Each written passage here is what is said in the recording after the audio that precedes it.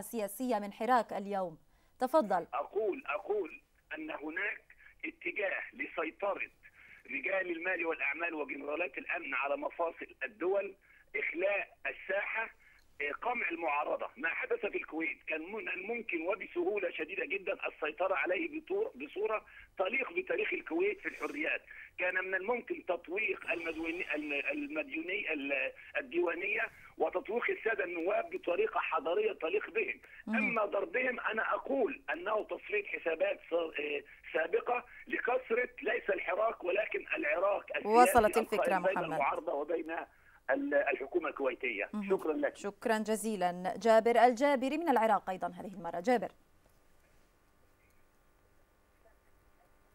جابر الجابري، هل هو معنا؟ أهلا وسهلا.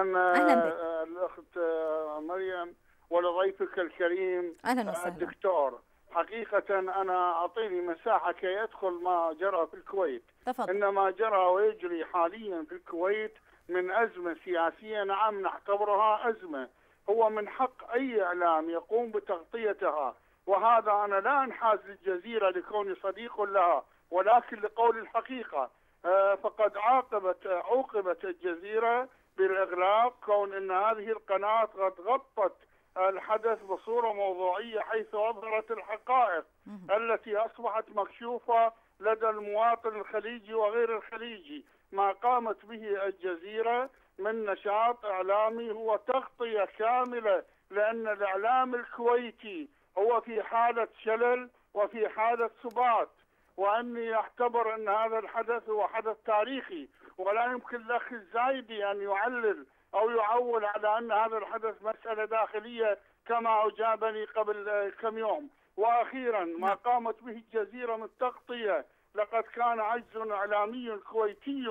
وأخيرا نتمنى للكويت الاستقرار نحن العراقيين، ونقول للكويت اللهم أعطهم ما يتمنون لنا وزدهم إذا كانوا يتمنون ما يتمنون العراق. وشكرا لك ولضيفك الكريم. شكرا جابر الجابري من العراق. أبدأ إذن معك دكتور أحمد. مما قاله حسن الموسوي من العراق في البداية، وصف ما يحدث في الساحة السياسية في الكويت تحديدا في البرلمان الكويتي بأنه فريد لا يحدث في البرلمانات العربية الأخرى، وقال رغم ذلك أن الحالة الديمقراطية في الكويت ربما يشير بشكل غير مباشر إلى أنها مزيفة. قال إن الديمقراطية في الكويت قشورها ديمقراطية ولبها ديكتاتوري. هل هذا وصف فعلا دقيق لما يحدث اليوم في الكويت؟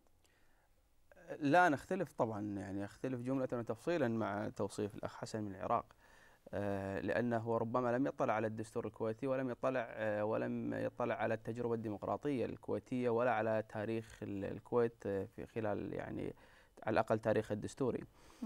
لا، الكويت دولة ديمقراطية، المادة السادسة من الدستور تذكر ذلك بشكل صريح. السيادة فيها للأمة مصدر السلطات جميعا، وهذه حالة ديمقراطية حقيقية.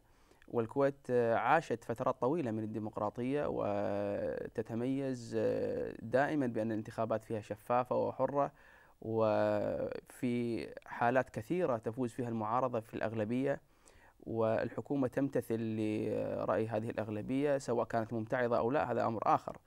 انتقادنا اليوم احنا لما يحدث بالكويت هو ليس انتقاد لا للنظام الديمقراطي ولا لأسرة آل الصباح الكرام الذين يحكمون البلاد. القضايا هذه ليست محل نقاش وليست محل خلاف بين الكويتيين. نحن نختلف على بعض التفسيرات ربما للقوانين، بعض التفسيرات للدستور كجزء من الحراك السياسي الطبيعي في أي مجتمع ديمقراطي. نحن أيضا نستنكر يعني إغلاق المحطات الفضائية مثل قناة الجزيرة التي نقلت الحدث بشكل شفاف وبشكل واضح. وأيضا نستنكر ما قامت به وزارة الإعلام من وضع رقابة على وسائل الإعلام الكويتية التي للأسف الشديد يعني لم تتح لنا أن نعبر عن آرائنا حيال ما يحدث. بالتالي ألا يعد كل هذا الذي ذكرته خرقا لتلك الحريات التي بقيت سائدة لسنوات والتي جعلت الكويت في صدارة الدول التي تتميز بالديمقراطية، إن كان داخل برلمانها أو في وسائل إعلامها أو في شارعها حتى؟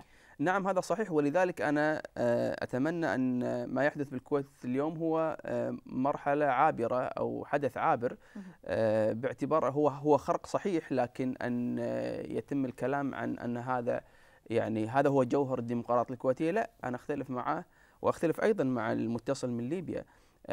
لا، الديمقراطية متجذرة في المجتمع الكويتي، متجذرة، الوعي السياسي في الكويت عالي جدا للغاية. أتصور بأن المجتمع الكويتي